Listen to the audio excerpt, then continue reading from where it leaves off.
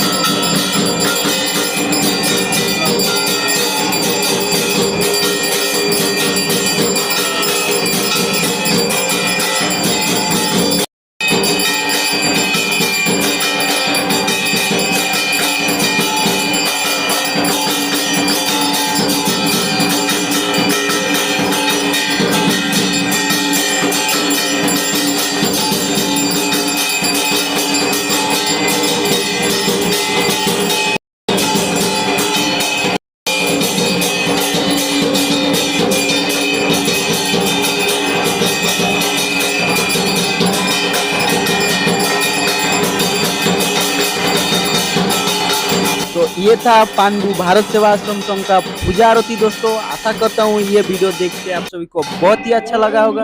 अगर वीडियो अच्छा लगा है तो लाइक करो, शेयर करो, सब्सक्राइब करो। मिलते हैं किसी नेक्स्ट वीडियो के साथ, तब तक के लिए जय हिंद।